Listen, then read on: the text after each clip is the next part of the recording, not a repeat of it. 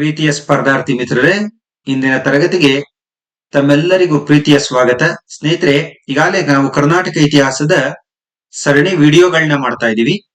ಅದರಲ್ಲಿ ವಿಜಯನಗರ ಸಾಮ್ರಾಜ್ಯಕ್ಕೆ ಸಂಬಂಧಿಸಿದಂತೆ ಬಹು ಒಂದು ವ್ಯಾಪ್ತಿ ವಿಶಾಲವಾಗಿ ಅಧ್ಯಯನ ಮಾಡ್ತಾ ಇದ್ದೀವಿ. ಯಾಕಂದ್ರೆ ವಿಜಯನಗರ ಸಾಮ್ರಾಜ್ಯ competitive exam point of view very important ಅನ್ನೋದ್ರಿಂದ ಚಿಕ್ಕ ಚಿಕ್ಕ ವಿಚಾರಗಳನ್ನು ಸೂಕ್ಷ್ಮವಾಗಿ ಚರ್ಚೆ ಮಾಡ್ತಕ್ಕಂಥ ಪ್ರಯತ್ನವನ್ನ ಮಾಡ್ತಾ ಇದ್ದೀನಿ. ಈ ವಿಡಿಯೋ ಜೊತೆಗೆ ಸ್ಪರ್ಧಾ ಇತಿಹಾಸ ಪುಸ್ತಕ ಮತ್ತು ಹಳೆಯ ಪ್ರಶ್ನೆ ಪತ್ರಿಕೆಗಳನ್ನ ಬಿಡಿಸುವುದರೊಂದಿಗೆ ವಿಜಯನಗರ ಸಾಮ್ರಾಜ್ಯಕ್ಕೆ ಸಂಬಂಧಿಸಿದಂತ ಬಹುತೇಕ ಪ್ರಶ್ನೆಗಳಿಗೆ ಉತ್ತರ ಬರೀತಕ್ಕಂಥ ಸಾಮರ್ಥ್ಯ ನಮಗೆ ಬರುತ್ತೆ ಅಂತ ಹೇಳ್ತಾ, ಈಗಾಗ್ಲೇ ನಾನು ಪಾರ್ಟ್ 1 ಪಾರ್ಟ್ 2 ವಿಡಿಯೋವನ್ನ ಅಪ್ಲೋಡ್ ಮಾಡಿದೀನಿ. ಈಗ ಪಾರ್ಟ್ 3 ವಿಡಿಯೋ ಬಗ್ಗೆ ಡಿಸ್ಕಸ್ ಮಾಡ್ತಾ ಹೋಗೋಣ. ವಿಜಯನಗರ ಸಾಮ್ರಾಜ್ಯಕ್ಕೆ ಸಂಬಂಧಪಟ್ಟಂತೆ ಒಟ್ಟು 4 ಪಾರ್ಟ್ ಗಳಲ್ಲಿ ಈ ವಿಡಿಯೋವನ್ನ ಡಿಸ್ಕಸ್ ಮಾಡ್ತೀನಿ. ವಿಜಯನಗರ ಸಾಮ್ರಾಜ್ಯಕ್ಕೆ ಸಂಬಂಧಿಸಿದಂತೆ ಸ್ನೇಹಿತರೆ, ನಾ ಏನ್ ಡಿಸ್ಕಸ್ ಮಾಡ್ತೀನಿ ಅದು ಸಂಪೂರ್ಣವಾಗಿ ಸ್ಪರ್ಧಾ ಇತಿಹಾಸ ಪುಸ್ತಕ ಆಧಾರಿತವಾಗಿ ಡಿಸ್ಕಸ್ ಮಾಡ್ತಾ ಹೋಗ್ತೀನಿ. ಈಗಾಗಲೇ ನಿಮಗೆ ತಿಳಿದಿರ್ತಕ್ಕಂಥ ವಿಚಾರ. ಇವತ್ತು ವಿಜಯನಗರ ಸಾಮ್ರಾಜ್ಯದ ಪಾರ್ಟ್ 3 ವಿಷಯವನ್ನ ಡಿಸ್ಕಸ್ ಮಾಡ್ತಾ ಹೋಗ್ತೀನಿ. ಸ್ನೇಹಿತರೆ, ಅರವೀಡು ಮನೆತನ ಇನ್ ಗೊತ್ತು. ವಿಜಯನಗರ ಸಾಮ್ರಾಜ್ಯದ ಕೊನೆಯ ಮನೆತನ ಯಾವ್ದು? ಅರವೀಡು ಮನೆತನ. ನೋಡಿ, 1570ರಲ್ಲಿ ಸದಾಶಿವರಾಯ ಕೊಲೆಯಾಗ್ತಾನೆ. 1565ರಲ್ಲಿ ಸದಾಶಿವರಾಯನನ್ನ ಅರೆಸ್ಟ್ ಮಾಡಿ ರಾಮರಾಯ ಜೈಲ್ಗೆ ಹಾಕ್ತಾನೆ. ಇಂಥ ಸದಾಶಿವರಾಯ ಜೈಲಲ್ಲೇ 1570ರಲ್ಲಿ ಕೊಲೆಯಾಗ್ತಾನೆ. ಇಲ್ಲಿಗೆ ತುಳುವ ಸಂತತಿ ಅಂತ್ಯ ಆಗುತ್ತೆ. ಅರವೀಡು ಇಷ್ಟೊತ್ತಾಗ್ಲೇ ಗೊತ್ತು ನಿಮ್ಗೆ, ತಾಳಿಕೋಟೆ ಕದನ ಆಗಿರುತ್ತೆ. 1570ರ ವೇಳೆಗೆ ತಾಳಿಕೋಟೆ ಕದನದಲ್ಲಿ ಅಳಿಯ ರಾಮರಾಯನು ಕೂಡ ಸಾವನ್ನಪ್ಪಿರ್ತಕ್ಕಂಥ ವಿಚಾರವನ್ನ ಲಾಸ್ಟ್ ಕ್ಲಾಸ್ ಅಲ್ಲಿ ಡಿಸ್ಕಸ್ ಮಾಡಿದ್ವಿ. ಅವನ ಸಹೋದರರಾದ ತಿರುಮಲ ವೆಂಕಟಾದ್ರಿ ಬಗ್ಗೆ ನಾನು ಈಗಾಗಲೇ ಇಲ್ಲದೆ ಹೇಳಿದ್ದಾರೆ. ಅವ್ರು ಏನ್ ಮಾಡಿದ್ರು, ಹಂಪೆಗೆ ನುಗ್ಗಿ ಇರಬರಸ ತಮಗೆ ಸಿಕ್ಕಂತ ಸಂಪತ್ತನ್ನು ಹೊತ್ಕೊಂಡು ಇಲ್ಲಿಗೆ ತಿರುಮಲ ಅಂತಕ್ಕಂಥವನು ಪೆನುಕೊಂಡೆಗೆ ಹೋಗಿ ಪೆನುಕೊಂಡೆಯನ್ನ ರಾಜಧಾನಿಯನ್ನಾಗಿ ಮಾಡಿಕೊಂಡು ಅರವೀಡು ಮನೆತನವನ್ನ ಸ್ಥಾಪನೆ ಮಾಡ್ತಾನೆ. ಹಾಗಾಗಿ ಅರವೀಡು ಮನೆತನದ ಸ್ಥಾಪಕ ತಿರುಮಲ. ಅರವೀಡು ಮನೆತನದ ಪ್ರಥಮ ರಾಜಧಾನಿ ಪೆನುಕೊಂಡೆ. ಪ್ರಶ್ನೆ ಅರ್ಥ ಮಾಡ್ಕೊಂಡು ಬರೀರಿ. ವಿಜಯನಗರ ಸಾಮ್ರಾಜ್ಯವನ್ನ ಆಳಿದ ಅರವೀಡು ಮನೆತನದ ರಾಜಧಾನಿ ಯಾವುದು ಅಂತ ಕೇಳಿದಾಗ ಹಂಪಿ ಬರೀಬಾರ್ದು. ಅರ್ಥ ಆಯ್ತಲ್ಲ? ಇಲ್ಲಿ ನೋಡಿ, ತಿರುಮಲನ ನಂತರ 1ನೇ ಶ್ರೀರಂಗ, ನಂತರ 2ನೇ ವೆಂಕಟ ಅಧಿಕಾರಕ್ಕೆ ಬರ್ತಾರೆ. ಈ 2ನೇ ವೆಂಕಟನ ವಿಶೇಷತೆ ಏನು ಎಕ್ಸಾಮ್ ಪಾಯಿಂಟ್ ಆಫ್ ವ್ಯೂ ಅಂದ್ರೆ, ಈತ ಚಂದ್ರಗಿರಿಯನ್ನ ರಾಜಧಾನಿಯನ್ನಾಗಿ ಮಾಡ್ಕೊತಾನೆ. ನೋಡಿ, ಈಗ ಸ್ಟಾರ್ಟಿಂಗ್ ಅಲ್ಲಿ ಆನೆಗೊಂದಿ ರಾಜಧಾನಿ ಇತ್ತು. ತದನಂತರ ಹಂಪಿ ಆಯ್ತು. ತದನಂತರ ಪೆನುಗೊಂಡೆಗೆ ವರ್ಗಾವಣೆ ಮಾಡಿದ್ರು. ತದನಂತರ ಈಗಾಗಲೇ ಅದನ್ನ ಚಂದ್ರಗಿರಿಗೆ ರಾಜಧಾನಿ ಶಿಫ್ಟ್ ಆಯ್ತು. ಯಾರು ಮಾಡ್ಕೊಂಡಿದ್ದು? 2ನೇ ವೆಂಕಟ. ನೋಡಿ, ಇದು ಎಕ್ಸಾಮ್ ಪಾಯಿಂಟ್ ಆಫ್ ವ್ಯೂ ಇನ್ನೊಂದು ವೆರಿ ಇಂಪಾರ್ಟೆಂಟ್. ಅರವೀಡು ಮನೆತನದಲ್ಲಿ ಸಂಬಂಧಿಸಿದಂತೆ ಈ ಪ್ರಶ್ನೆಯನ್ನ ಬಹಳ ಸಲ ಕೇಳಿದ್ರೆ, ವೆಲ್ಲೂರಿನಲ್ಲಿ ಪೋರ್ಚುಗೀಸರಿಗೆ ಚರ್ಚ್ ಕಟ್ಟಲು ಅನುಮತಿಯನ್ನ ನೀಡುತ್ತಾನೆ. ಪೋರ್ಚುಗೀಸರಿಗೆ ಚರ್ಚ್ ಒಂದನ್ನ ನಿರ್ಮಿಸಲು ಅನುಮತಿಯನ್ನ ನೀಡಿದ ದೊರೆ ಯಾರು ಅಂತಾರೆ? ಯಾರು ಅಂದ್ರೆ 2ನೇ ವೆಂಕಟ. ಎಲ್ಲಿ ಅಂದ್ರೆ ವೆಲ್ಲೂರಿನಲ್ಲಿ. ಈ ಪಾಯಿಂಟ್ ನ ಸ್ವಲ್ಪ ಗಮನ ಇಟ್ಟು ಪ್ರಾಕ್ಟೀಸ್ ಮಾಡ್ರಿ. ನೆಕ್ಸ್ಟ್, ಇವನ ನಂತರ 2ನೇ ಶ್ರೀರಂಗ, ನಂತರ ರಾಮದೇವ, ನಂತರ 3ನೇ ವೆಂಕಟರಾಯ ಅಧಿಕಾರಕ್ಕೆ ಬರ್ತಾರೆ. 3ನೇ ವೆಂಕಟರಾಯ ವೆಲ್ಲೂರನ್ನ ರಾಜಧಾನಿಯನ್ನಾಗಿ ಮಾಡ್ಕತ್ತಾನೆ. ಯಾವ್ದನ್ನ? ವೆಲ್ಲೂರನ್ನ. ಹಾಗಾದ್ರೆ ಅರವೀಡು ಮನೆತನದ ರಾಜಧಾನಿಗಳು ಪೆನುಗೊಂಡೆ, ಚಂದ್ರಗಿರಿ, ವೆಲ್ಲೂರು. ಇಲ್ಲಿ ಸಿಂಪಲ್ ಆಗಿ ಒಂದು ಪೆನುಗೊಂಡೆ ಬಂದು ಶ್ರೀರಂಗನ ಆಳ್ವಿಕೆಯ ಕಾಲದಲ್ಲಿ, ತಿರುಮಲನ ಆಳ್ವಿಕೆಯ ಕಾಲದಲ್ಲಿ, ಚಂದ್ರಗಿರಿ ಬಂದು 2ನೇ ವೆಂಕಟನ ಕಾಲದಲ್ಲಿ, ವೆಲ್ಲೂರ್ ಬಂದು 3ನೇ ವೆಂಕಟನ ಕಾಲದಲ್ಲಿ ವೆಲ್ಲೂರ್ ರಾಜಧಾನಿ ಆಗಿರ್ತಕ್ಕಂಥದ್ದನ್ನ ನೋಡ್ತೀರಾ. ಅರ್ಥ ಆಯ್ತಾ? ನೆಕ್ಸ್ಟ್ 3ನೇ ಶ್ರೀರಂಗ. ಈ ಮನೆತನದ ಕೊನೆಯ ದೊರೆ. ಅಂದ್ರೆ ಎಂಟೈರ್ ವಿಜಯನಗರ ಸಾಮ್ರಾಜ್ಯಕ್ಕೂ ಕೊನೆ ದೊರೆ, ಅರವೀಡು ಮನೆತನಕ್ಕೂ ಕೊನೆ ದೊರೆ. ಈತನನ್ನ ಸಾಮ್ರಾಜ್ಯವಿಲ್ಲದ ಸಾಮ್ರಾಟ ಅಂತ ಕರೀತಾರೆ.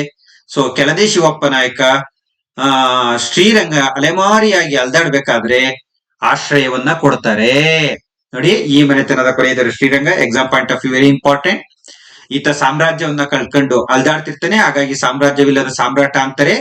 ಈತನಿಗೆ ರಕ್ಷಣೆಯನ್ನ ನೀಡಿದ್ದು, ಆಶ್ರಯವನ್ನ ನೀಡಿದ್ದು ಒಂದು ಕಾಲದ ವಿಜಯನಗರದ ಸಾಮಂತ ಕೆಳದಿ ಶಿವಪ್ಪ ನಾಯಕ. ನೆಕ್ಸ್ಟ್ ಸ್ನೇಹಿತರೆ, ಹಾಗಾದ್ರೆ ವಿಜಯನಗರಕ್ಕೆ ಸಂಬಂಧಪಟ್ಟಂತೆ ಈಗ 4 ಮನೆತನಗಳ ಬಗ್ಗೆ ನಾವು ಡಿಸ್ಕಸ್ ಮಾಡಿದ್ವು. ಓಕೆ, ಈಗ ಇತ್ತೀಚೆಗೆ ನೀವು ಎಕ್ಸಾಮ್ ಅಲ್ಲಿ ಪ್ರಶ್ನೆಗಳನ್ನ ನೋಡ್ತಾ ಇದ್ದೀರಾ. ಕೆಇಎ ಇರ್ಬೋದು, ಕೆಪಿಎಸ್ಸಿ ಇರ್ಬೋದು. ಈ ಅಡ್ಮಿನಿಸ್ಟ್ರೇಟಿವ್ ಬಗ್ಗೆ ಪ್ರಶ್ನೆ ಕೇಳ್ತಾರೆ, ಇಲ್ಲ ಕಲ್ಚರಲ್ ಹಿಸ್ಟ್ರಿ ಬಗ್ಗೆ ಪ್ರಶ್ನೆಗಳು ಕೇಳ್ತಾರೆ. ಅದಕ್ಕೆ ಅವನ್ನು ಕೂಡ ನಾವು ಡೀಟೇಲ್ ಆಗಿ ನೋಡ್ತಾ ಹೋಗೋಣ. ನೋಡಿ, ರಾಜನು ಕೇಂದ್ರಾಡಳಿತದ ಮುಖ್ಯಸ್ಥ. ಇದು ವಿಜಯನಗರಕ್ಕೆ ಅಲ್ಲ, ಪ್ರಾಚೀನ ಭಾರತವನ್ನು ಆಳಿದಂತ ಎಲ್ಲ ರಾಜಮನೆತನಗಳಿಗೂ ಕೇಂದ್ರಾಡಳಿತದ ಮುಖ್ಯಸ್ಥ ರಾಜನೇ. ಈ ಪಾಯಿಂಟ್ ಕಾಮನ್, ತಲೆಯಲ್ಲಿ ಇಟ್ಕೊಳ್ರಿ, ಯಾವುದೇ ಡೈನೆಸ್ಟಿಗಾಗ್ಲಿ. ನೆಕ್ಸ್ಟ್, ವಂಶ ಪಾರಂಪರ್ಯ ಆಡಳಿತ ರೂಢಿಯಲ್ಲಿತ್ತು. ವಂಶ ಪಾರಂಪರ್ಯ ಆಡಳಿತ ರೂಢಿಯಲ್ಲಿತ್ತು. ಇದು ಅಷ್ಟೇ ಕಾಮನ್ ಪಾಯಿಂಟ್. ಎಲ್ಲಾ ಮನೆತನಗಳಲ್ಲೂ ವಿಶೇಷವಾಗಿ ಆ ರಾಜನ ಹಿರಿಯ ಮಗನೇ ಅಧಿಕಾರಕ್ಕೆ ಬರ್ತಾ ಇದ್ದ, ವಿಶೇಷವಾಗಿ 90%. ಓಕೆ, ಇಲ್ಲಾಂದ್ರೆ ಆ ವಂಶಕ್ಕೆ ಸಂಬಂಧಪಟ್ಟಂತ ಮತ್ತೊಬ್ಬ ವ್ಯಕ್ತಿ ಅಧಿಕಾರಕ್ಕೆ ಬರ್ತಾ ಇದ್ದ. ಇದು ಕಾಮನ್ ಪಾಯಿಂಟ್. ಹಾಗಾಗಿ 2 ಪಾಯಿಂಟ್ ಎಲ್ಲಾ ರಾಜಮನೆತನಕ್ಕೂ ಸೇಮ್. ಬಟ್ ಕೃಷ್ಣದೇವರಾಯರ ಅಮುಕ್ತ ಮೌಲ್ಯ ನಾನು ಈಗಾಗ್ಲೇ ಹೇಳ್ದಂಗೆ ರಾಜನೀತಿ ಶಾಸ್ತ್ರ, ಹೌದಲ್ಲಪ್ಪ. ಈ ಅಮುಕ್ತ ಮೌಲ್ಯ ಕೃತಿಯಲ್ಲಿ ಏನಂತ ವರ್ಣಿಸಿದ್ದಾರೆ ಸ್ಟೇಟ್ಮೆಂಟ್ ಬಹಳ ಮುಖ್ಯವಾಗಿರ್ತಕ್ಕಂಥದ್ದು. ಕಿರೀಟದ ರಾಜರು ಧರ್ಮದ ಮೇಲೆ ಮಾಡಬೇಕು. ಯಾವ ರಾಜ್ಯ ಕಿರೀಟ ರಾಜನಾಗಿರ್ತಕ್ಕಂಥದ್ದು ಧರ್ಮದ ಪರವಾಗಿ ಆಳ್ವಿಕೆ ಮಾಡಬೇಕು ಮಂತ್ರಿಮಂಡಲ ಹೇಗಿತ್ತು ಅಂದ್ರೆ, ಈಗ ರಾಜನ ನೋಡಿದ್ರೆ ನೀವು ಮಂತ್ರಿಮಂಡಲ ಹೇಗಿತ್ತು ಅಂತಕ್ಕಂಥದ್ದನ್ನ ನೋಡೋದಾದ್ರೆ, ಅಬ್ದುಲ್ ರಜಾಕ್ ಮತ್ತು ನ್ಯೂನಿಜ್ಜರು ರಾಜಧಾನಿಯಲ್ಲಿ ಒಂದು ಕೇಂದ್ರಾಡಳಿತ ಕಚೇರಿ ಇತ್ತು. ಇವ್ರೇನ್ ಹೇಳ್ತಾರೆ, ಅಬ್ದುಲ್ ರಜಾಕ್ ಮತ್ತು ನ್ಯೂನಿಜ್ಜರ ಅಭಿಪ್ರಾಯದಲ್ಲಿ ರಾಜಧಾನಿಯಲ್ಲಿ ಒಂದು ಕೇಂದ್ರಾಡಳಿತ ಕಚೇರಿ ಇತ್ತು. ರಜಾಕ್ ಇದನ್ನ ಏನಂತ ಕರೆದಿದ್ದಾನೆ ಅಂದ್ರೆ ದಿವಾನ್ ಖಾನೆ. ನೋಡಿ, ರಜಾಕನ ಪ್ರಕಾರ ಮಂತ್ರಿಮಂಡಲವನ್ನ ಏನೆಂದು ಕರೆಯಲಾಗಿದೆ ಅಂತ ಕೇಳಿದ್ರೆ ದಿವಾನ್ ಖಾನೆ. ಸೊ ದಿವಾನ್ ಖಾನೆ ಎಂದು ವಿಜಯನಗರದ ಮಂತ್ರಿಮಂಡಲದ ಕಚೇರಿಯನ್ನ ಕರೆದೋರು ಯಾರು ಅಂತ ಕೇಳಿದ್ರೆ ರಜಾಕ್. ಸರಿ, ಈ ತರ ಕೇಳ್ತಾರ ಪ್ರಶ್ನೆ ಇನ್ ಫ್ಯೂಚರ್ ಅಲ್ಲಿ ಗ್ಯಾರಂಟಿ ಕೇಳುವ ಸಾಧ್ಯತೆಗಳಿರ್ತವೆ.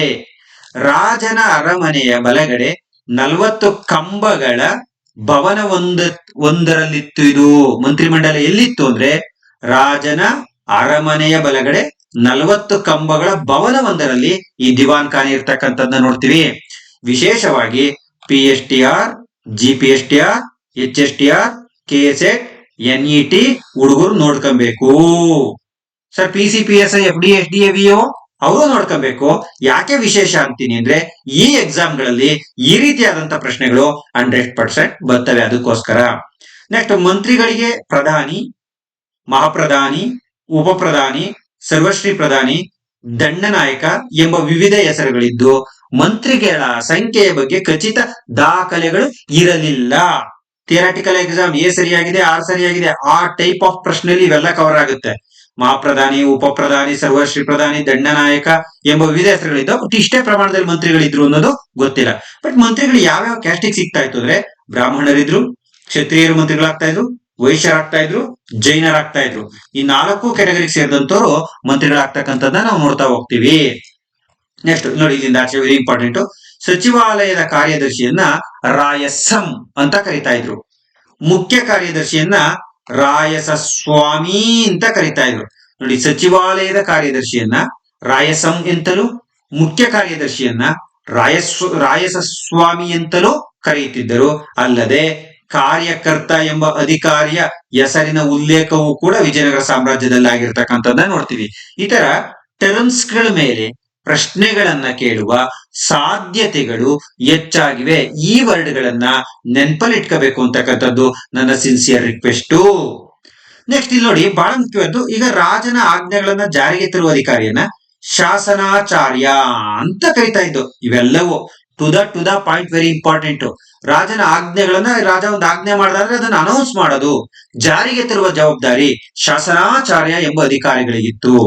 ಹಾಗಾದ್ರೆ ಹಿಂದೂ ಧರ್ಮದ ರಕ್ಷಣೆಗಾಗಿ ವಿಜಯನಗರ ಸಾಮ್ರಾಜ್ಯ ಸ್ಥಾಪನೆ ಆಯ್ತು ಅಂತ ಹೇಳಿದ್ರೆ ಈ ಸ್ವಧರ್ಮ ರಕ್ಷಣೆಗೆ ನೇಮಿಸಲ್ಪಟ್ಟಂತ ಅಧಿಕಾರಿಗಳನ್ನೇ ಸಮಯಾಚಾರ್ಯ ಅಂತ ಕರಿತಾ ಇದ್ದು ನಾವು. ಸಮಯಾಚಾರ್ಯ ಅಂತ ಕರಿತಾ ಇದ್ದು ನಾವು. ಸ್ವಧರ್ಮಗಳ ಅಂದ್ರೆ ಧರ್ಮಗಳ ರಕ್ಷಣೆಗೆ ನೇಮಿಸಲ್ಪಟ್ಟಂತ ಅಧಿಕಾರಿಯನ್ನ ಸಮಯಾಚಾರ್ಯ ಅಂತ ಕರಿತಾ ಇದ್ದು. ಫ್ಯೂಚರ್ ಅಲ್ಲಿ ಈ ಪ್ರಶ್ನೆಗಳನ್ನ ನಾವು ಎಕ್ಸ್ಪೆಕ್ಟ್ ಮಾಡ್ತೀವಿ. ಹಾಗಾದ್ರೆ ಕೇಂದ್ರಾಡಳಿತ ಆಯ್ತು, ಪ್ರಾಂತ್ಯಾಡಳಿತ ಹೇಗಿತ್ತು? 2015 KAS ಫಿಲಿಮ್ಸ್ ಅಲ್ಲಿ ಕೇಳಿದ್ರು, ವಿಜಯನಗರ ಸಾಮ್ರಾಜ್ಯದ ಆಡಳಿತ ವಿಭಾಗಗಳನ್ನ ಏನಂತ ಕರಿತೀವಿ? ಪ್ರಾಂತ್ಯ, ಸೀಮೆ, ರಾಜ್ಯ, ಮಂಡಲ ಅಂತ. ನೋಡಿ 2015 KAS ಅಲ್ಲಿ. ಸೊ ಇದನ್ನ ರಾಜ್ಯ ಅಂತ ಕರಿತಿದ್ದು. ನೋಡಿ, ಕೇಂದ್ರಾಡಳಿತ ಪ್ರದೇಶದ ನಂತರ ಪ್ರಾಂತ್ಯಗಳಾಗಿ ವಿಭಾಗ ಆಗ್ತಾ ಇತ್ತು. ಆ ಪ್ರಾಂತ್ಯಗಳನ್ನೇ, ಆಡಳಿತ ವಿಭಾಗಗಳನ್ನೇ ನಾವೇನಂತ ಕರಿತಿದ್ದೋ ರಾಜ್ಯ ಅಂತ ಕರಿತಾ ಇದ್ದು. ನಿಮ್ಗೆ ಗೊತ್ತು, ಇದು ಆಡಳಿತದ ಅತ್ಯಂತ ದೊಡ್ಡ ಘಟಕ. ಉದಾಹರಣೆ ಕೇಳಿದ್ರೆ ಚಂದ್ರಗಿರಿ ರಾಜ್ಯ, ಮುಳುವಾಯಿ ರಾಜ್ಯ, ತುಳು ರಾಜ್ಯ, ಉದಯಗಿರಿ ರಾಜ್ಯ ಇತ್ಯಾದಿ. ಚಂದ್ರಗಿರಿ ರಾಜ್ಯ, ಮುಳುವಾಯಿ ರಾಜ್ಯ, ತುಳು ರಾಜ್ಯ, ಉದಯಗಿರಿ ರಾಜ್ಯ ಇತ್ಯಾದಿ ಉದಾಹರಣೆಗಳು ಇವ್ರ ಪ್ರಾಂತ್ಯಗಳಿಗೆ. ರಾಜ್ಯಗಳನ್ನ ತಮಿಳುನಾಡಲ್ಲಿ ಮಾತ್ರ ಮಂಡಲಗಳು ಸ್ಪೆಸಿಫೈ ಮಾಡಿ ಕೇಳಿದ್ರೆ ಮಾತ್ರ ಬರೀಬೇಕಿದ್ನ. ವಿಜಯನಗರ ಸಾಮ್ರಾಜ್ಯದ ಆಡಳಿತ ಘಟಕಗಳನ್ನ ತಮಿಳುನಾಡಲ್ಲಿ ಏನಂತ ಕರೀತಾ ಇದ್ರು ಅಂತ ಕೇಳಿದ್ರೆ ಮಂಡಲಗಳು. ಯಾಸ್ ಯೂಶುವಲಿ, ಇನ್ನೊಂದು ಪಾಯಿಂಟ್ ಕಂಟಿನ್ಯೂ, ಇಂಥ ರಾಜ್ಯಗಳಿಗೆ ಅಥವಾ ಪ್ರಾಂತ್ಯಗಳಿಗೆ ತನ್ನ ರಕ್ತ ಸಂಬಂಧಿಗಳನ್ನ ನೇಮಿಸ್ತಾ ಇದ್ರು. ಇದು ಎಲ್ಲರ ಆಳ್ವಿಕೆಯ ಕಾಲದಲ್ಲೂ ಹಿಂಗೆ ಇರೋದು. ಇದು not only Vijayanagara dynasty.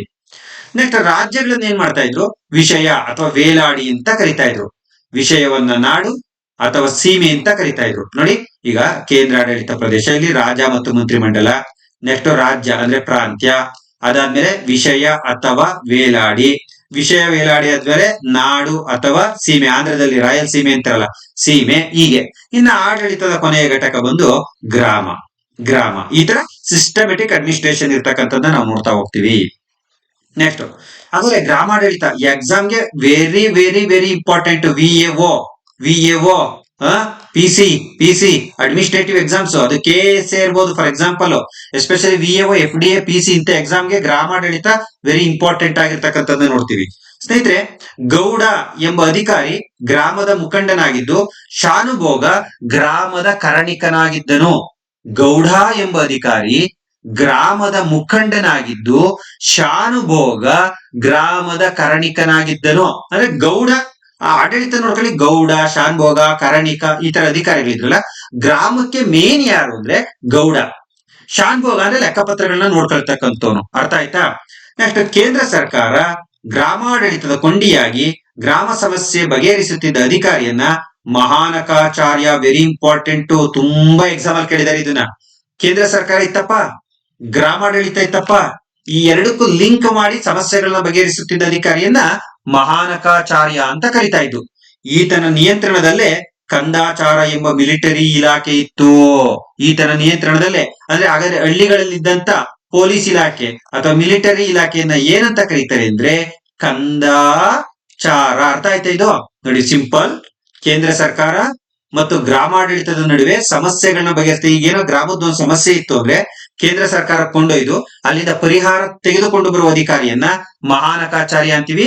Even control ಅಲ್ಲೇ ಗ್ರಾಮೀಣ ಭಾಗಗಳ ಪೊಲೀಸ್ ಅಂತ ಅಥವಾ ಮಿಲಿಟರಿ ಅಂತ ಏನ್ ಕರಿತೀರಾ ಅದನ್ನ ಕಂದಾಚಾರ ಎಂಬ ಹೆಸರಿನಲ್ಲಿ ಇವನ್ ನೇತೃತ್ವದಲ್ಲಿ ಸ್ಥಾಪನೆ ಮಾಡಿದ್ರು. ನೋಡಿ, ಲಾಸ್ಟ್ VAO ಎಕ್ಸಾಮ್ ಅಲ್ಲಿ ಕೇಳಿದ್ದಾರೆ. ಲಾಸ್ಟ್ ವರ್ಷ ನಡೆದಂತ VAO ಎಕ್ಸಾಮ್ 2023 VAO ಎಕ್ಸಾಮ್ ಅಲ್ಲಿ ಕೇಳಿದ್ದಾರೆ, ಗ್ರಾಮ ಸೇವಕನನ್ನ ಏನಂತ ಕರೀತಾರೆ ಅಂತ. ಆಯಾಗಾರರು ಅಂತ ಕರೀತಾರೆ. ಗ್ರಾಮ ಪೊಲೀಸರನ್ನ ತಳಾರಿಗಳು. ಇವತ್ತು ಹಳ್ಳಿ ಕಡೆ ತಳವಾರರು ಅಂತಾರೆ ನೋಡ್ರಿ, ಇವರು ಗ್ರಾಮದ ಪೊಲೀಸ್ ಕರ್ತವ್ಯವನ್ನ ನಿರ್ವಹಿಸ್ತಾ ಇದ್ರು. ಈ ಶಬ್ದಗಳು ನಿಮಗೆ ಗೊತ್ತಿರಬೇಕು. ನೆಕ್ಸ್ಟ್, ಗ್ರಾಮ ಪೊಲೀಸರಿಗೆ ಸ್ಯಾಲರಿ ಎಲ್ಲಿಂದ ಕೊಡ್ತಾ ಇದ್ರು ತಳಾರಿಗಳಿಗೆ ಅಂದ್ರೆ ವೇಶ್ಯಾವಾಟಿಕೆಯಿಂದ ಬರುವ ತೆರಿಗೆಯಿಂದ. ಅದರಿಂದ ಏನ್ ಆದಾಯ ಬರ್ತಾ ಇತ್ತು ಅಂದ್ರೆ ವೇಶ್ಯಾವಾಟಿಕೆ ಅಧಿಕೃತವಾಗಿತ್ತು, ಅದಕ್ಕೆ ಟ್ಯಾಕ್ಸ್ ಆಗ್ತಾ ಇದ್ರು. ಅದರಿಂದ ಬರುವ ತೆರಿಗೆಯಿಂದ ವೇತನವನ್ನ ನೀಡ್ತಾ ಇದ್ರು. ನೆಕ್ಸ್ಟ್, ಬ್ರಾಹ್ಮಣರು ವಾಸಿಸುವ ಸ್ಥಳವನ್ನ ಅಗ್ರಹಾರ ಎನ್ನುತ್ತಿದ್ದರು. ಇದೆಲ್ಲರಿಗೂ ಗೊತ್ತಿರ್ತಕ್ಕಂಥ ವಿಚಾರ. ಇದರ ಮುಖ್ಯಸ್ಥರನ್ನ ಮಾಸವೆಗ್ಗಡೆಗಳು ಅಂತ ಕರಿತಾ ಇದ್ರು. ಇದರ ಮುಖ್ಯಸ್ಥರನ್ನ ಮಾಸವೆಗ್ಗಡೆಗಳು. ಅಗ್ರಹಾರದ ಮುಖ್ಯಸ್ಥರನ್ನ ಏನಂತ ಕರಿತಾ ಇದ್ರು? ಮಾಸವೆಗ್ಗಡೆಗಳು. ಈ ಕಾನ್ಸೆಪ್ಟ್ ಗಳು ನಿಮ್ಗೆ ಗೊತ್ತಿರ್ಬೇಕು. ನನಗೆ ಪ್ರತಿ ಪಾಯಿಂಟ್ ಇಂಪಾರ್ಟೆಂಟ್, ಕಾನ್ಸೆಪ್ಟ್ ವೈಸ್ ಹೇಳ್ತಾ ಇದ್ದೀನಿ. ನೆಕ್ಸ್ಟ್, ಇದು ಬಹಳ ಇಂಪಾರ್ಟೆಂಟ್. ಇತ್ತೀಚೆಗೆ ನಡೆದಂತ ಗ್ರೂಪ್ C ಎಕ್ಸಾಮ್ ಅಲ್ಲಿ ಕೇಳಿದ್ರು 2019 or 20 ಅನ್ಕತೀನಿ. ಏನು ಅಂದ್ರೆ, ವಿಜಯನಗರದ ಕಾಲದಲ್ಲಿ ಪಾರುಪತ್ಯಗಾರ ಎಂಬ ಅಧಿಕಾರಿ ಕೇಂದ್ರ ಮತ್ತು ಸ್ಥಳೀಯ ಆಡಳಿತಗಳ ನಡುವಿನ ಕೊಂಡಿಯಾಗಿ ಕಾರ್ಯನಿರ್ವಹಿಸ್ತಿದ್ದ. ಅದು ಸ್ಥಳೀಯ ಆಡಳಿತದ ವಿಷಯ ಇರ್ಬೋದು, ವೇಲಾಡಿ ಇರ್ಬೋದು, ಅಥವಾ ಗ್ರಾಮ ಇರ್ಬೋದು, ಅಥವಾ ಸೀಮೆ ಇರ್ಬೋದು. ಈ ಸೆಂಟ್ರಲ್ ಗವರ್ಮೆಂಟ್ ಮತ್ತು ಅದರ ಅಂಡರ್ ಅಲ್ಲಿ ಬರ್ತಕ್ಕಂತ ಯಾವುದೇ ಸ್ಥಳೀಯ ಆಡಳಿತಗಳ ನಡುವಿನ ಕೊಂಡಿ ಪಾರುಪತ್ಯಗಾರ. ಏನಂತಾರವನ್ನ? ಪಾರುಪತ್ಯಗಾರ. ಏನಂತಾರವನ್ನ? ಪಾರುಪತ್ಯಗಾರ. ಈ ಕಾನ್ಸೆಪ್ಟ್ ಮೇಲೆ ಪ್ರಶ್ನೆಗಳನ್ನ ಕೇಳ್ತಾ ಹೋಗ್ತಾರೆ. ನೋಡಿ, ನಿಮ್ಗೆ ವಿಜಯನಗರ ಕಾಲದಲ್ಲಿ ನಾಯಂಕರ ಅಂತ ಒಂದು ಹೊಸ ಸಿಸ್ಟಮ್ ಇತ್ತು. ಏನು? ರಾಜನಿಗೆ ಯುದ್ಧದ ಸಂದರ್ಭದಲ್ಲಿ ಸೈನ್ಯವನ್ನ ಒದಗಿಸುತ್ತಿದ್ದ ರಾಜನಿಗೆ ಯುದ್ಧದ ಸಂದರ್ಭದಲ್ಲಿ ಸೈನ್ಯವನ್ನ ಒದಗಿಸುತ್ತಿದ್ದ, ವಾರ್ಷಿಕ ಕಪ್ಪ ಕಾಣಿಕೆ ನೀಡುತ್ತಿದ್ದ. ರಾಜನಿಗೆ ನೋಡಿ, ಅರ್ಥ ಮಾಡ್ಕೊಳ್ಳಿ, ಯುದ್ಧ ನಡೀತಾ ಇತ್ತು, ಆ ಟೈಮಲ್ಲಿ ಸೈನ್ಯ ಮತ್ತು ವಾರ್ಷಿಕ ಕಪ್ಪ ಕಾಣಿಕೆ ನೀಡುವ ಸಾಮಂತರ ಪದ್ಧತಿಯನ್ನೇ ನಾಯಂಕರ ಪದ್ಧತಿ ಅಂತೀವಿ. ಅಂದ್ರೆ ಸಾಮಂತ್ರಿಯವರು, ಈ ಸಾಮಂತರನ್ನೇ ನಾಯಂಕರರು ಅಂತೀವಿ. ನಾಯಂಕರು ಏನ್ ಮಾಡ್ತಾ ಇದ್ರು, ಯುದ್ಧದ ಟೈಮಲ್ಲಿ ರಾಜನಿಗೆ ಸೈನ್ಯವನ್ನ ಕೊಡ್ತಾ ಇದ್ರು, ಮತ್ತೆ ವರ್ಷಕ್ಕಿಂತಿಷ್ಟು ಅಂತ ಕಪ್ಪ ಕಾಣಿಕೆಯನ್ನ ಕೊಡ್ತಾ ಇದ್ರು. ಈ ಸಿಸ್ಟಮ್ ಅನ್ನೇ ನಾವು ನಾಯಂಕರ ಪದ್ಧತಿ ಅಂತೀವಿ. ಬಹಳ ಈಸಿ. ವಾಟ್ ಇಸ್ ನಾಯಂಕರ ಸಿಸ್ಟಮ್ ಅಂತ ಕೇಳುವ ಸಾಧ್ಯತೆಗಳು ಇರ್ತದೆ. ಇವರ ಸೇವೆಗೆ ರಾಜ ಏನ್ ಮಾಡ್ತಾ ಇದ್ದ, ಭೂಮಿಯನ್ನ ದಾನವಾಗಿ ನೀಡ್ತಾ ಇದ್ದ. ಯಾವ್ದೋ ಒಂದು ಯುದ್ಧಕ್ಕೆ ಇವ್ರು ಸೈನ್ಯ ಕಳಿಸ್ತಾ ಇದ್ರು, ಗೆದ್ದೊಳ್ತಿದ್ದ ರಾಜ ಸಂತೋಷಕ್ಕೆ ಇವ್ರು ಪ್ರತಿಯಾಗಿ ವೇತನ ಕೊಡ್ತಾ ಇರ್ಲಿಲ್ಲ, ಭೂಮಿ ಕೊಡ್ತಾ ಇದ್ದ. ಇದನ್ನೇ ಅಮರಂ ಅಮರಂ ಅಂತೀವಿ. ಅರ್ಥ ಆಯ್ತಾ? ಈ ರೀತಿ ಭೂಮಿಯನ್ನ ದಾನ ಪಡೆದ ನಾಯಂಕರಗಳನ್ನ ಅಮರ ನಾಯಂಕರರು ಅಂತೀವಿ. ಅರ್ಥ ಆಯ್ತಾ? ನಾಯಂಕರರು ಅಂದ್ರೆ ಸೈನ್ಯ ಮತ್ತು ಕಪ್ಪ ಕಾಣಿಕೆ ನೀಡುವ ಸಾಮಂತರು. ಅವರು ರಾಜನಿಂದ ಭೂಮಿಯನ್ನ ಉಡುಗೊರೆಯಾಗಿ ಪಡಿತಾ ಇದ್ರು, ಅದನ್ನ ಅಮರಂ ಅಂತೀವಿ. ಅದರ ನಾಯಕರನ್ನ ಅಮರ ನಾಯಂಕರರು ಅಂತೀವಿ. ಈ ಪ್ಯಾರಾದಲ್ಲಿ ಏನ್ ಈ ಪ್ಯಾರಾ ಟೀಚ್ ಮಾಡಿದೆ, ನಾಯಂಕರರು, ಅಮರಂ, ಅಮರ ನಾಯಂಕರರು ಅಂತ 3 ಕಾನ್ಸೆಪ್ಟ್ ಹೇಳಿದ್ದೀನಿ. ಅರ್ಥ ಆಯ್ತು ಅಂತ ಭಾವಿಸ್ತೀನಿ ಸ್ನೇಹಿತರೆ. ಅಮರ ನಾಯಂಕರಿಗೆ ನೀಡುವ ಭೂದಾನವನ್ನ, ಈ ಏನ್ ನಾಯಂಕರರಿಗೆ ಭೂದಾನ ಕೊಡ್ತಾ ಇದ್ರಲ್ಲ, ನಾಯಂಕರರಿಗೆ ಭೂದಾನ, ಅದನ್ನ ಅಮರ ಮಾಗಣಿ, ಅಮರ ಅಹಲೆ, ಅಮರ ಅಂಬಲೆ, ಅಮರ ಪಂದೆ. ಈ ನಾಯಂಕರರಿಗೆ ನೀಡುವ ಭೂದಾನವನ್ನ ಅಮರ ಮಾಗಣಿ, ಅಮರ ಅಹಲೆ, ಅಮರ ಅಂಬಲೆ, ಅಮರ ಪಂದೆ ಅಂತ ಕರಿತಾ ಇದ್ರು. ಅರ್ಥ ಆಗ್ತದ ಸ್ನೇಹಿತರೆ ನಾನು ಹೇಳ್ತಾ ಇರೋದು? ಸೊ ಈ ಭೂದಾನಕ್ಕಿದ್ದಂತ ಇನ್ನಿತರ ಹೆಸರುಗಳು ಅಮರಂ, ಅಮರ ಮಾಗಣಿ, ಅಮರ ಅಹಲೆ, ಅಮರ ಅಂಬಲೆ, ಅಮರ ಪಂದೆ ಎಕ್ಸೆಟ್ರಾ. ಸ್ನೇಹಿತರೆ, ಇದು ಅಡ್ಮಿನಿಸ್ಟ್ರೇಟಿವ್. ಇನ್ನು ಹೆಚ್ಚಿನ ಪಾಯಿಂಟ್ ಏನಾದ್ರು ನೀವು ಯಾವ್ದಾದ್ರು ಕ್ವಶನ್ ಬ್ಯಾಂಕ್ ಬಿಡಿಸ್ಬೇಕು ಸಿಕ್ಕಿದ್ರೆ ಆಡ್ ಮಾಡ್ಕೊಳ್ಳಿ. 90% ನಾನು ಕವರ್ ಮಾಡಿ, maximum exam point of view cover ಮಾಡೋ ಪ್ರಯತ್ನ ಮಾಡಿದ್ದೀನಿ. ನಾನು ಹೇಳದೆ ಫೈನಲ್ ಅಲ್ಲ, ಮತ್ತೆ ಮತ್ತೆ ಹೇಳ್ತಾ ಇದ್ದೀನಿ. ನನಗೆ ತಿಳಿದಿರೋ ಜ್ಞಾನ ಶೇರ್ ಮಾಡ್ತಾ ಇದ್ದೀನಿ. ನಿಮ್ಗೆ ಉಪಯೋಗ ಆಯ್ತಾ?